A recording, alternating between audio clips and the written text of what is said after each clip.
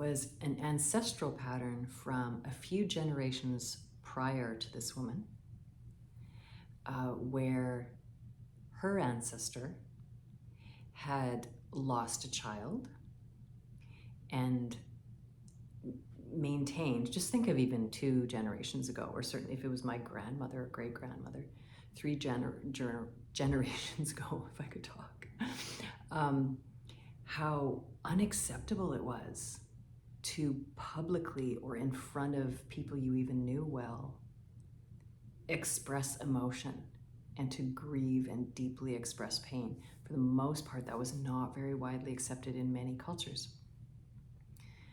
So back to this woman, in her lower body was an energetic pattern that had just given up, that felt hopeless, that felt so tired, hopeless about life. But underneath that was this grief. The hopelessness came from incredible grief of her own loss, the ancestor's loss. This woman, a few generations later, could feel the tiredness or kind of the hopelessness, like not wanting to, that kind of energy, but not that, and she certainly could feel sadness and sometimes unexplained sadness, but hadn't been able to touch that depth of grief and certainly didn't know that it wasn't ever hers. So that's massive, to be able to identify, be with, release, lift it out, clear it completely, so that energy, your essential life force, is churning in its aliveness, is churning in the presence, in the essence that you are.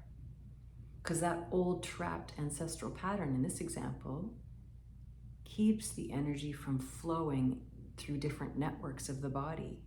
And in that case, it was right down in the womb. And so it impacted the ovaries, it impacted the linings of the womb, well, it might have impacted her digestion, I don't remember, but just the circulation there. And it certainly impacted her vitality and happiness, let's say, because there's always something kind of sitting there that was a bit unexplained.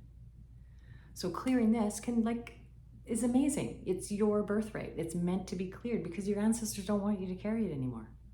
And you are the consciousness that we've been waiting for, right? Like, you are the consciousness that has the ability to be with something like that, understand it conceptually, through epigenetics and the passing through the DNA, but also understand us as the energetic beings that we are, and claim and stake your claim that I don't need to carry that anymore. You do have to do the work of healing, though, and that, for those of us that are on that path, that is the responsibility that we've chosen to be at this stage in the line of your lineage. And then that makes something like fertility and holding a pregnancy so much different.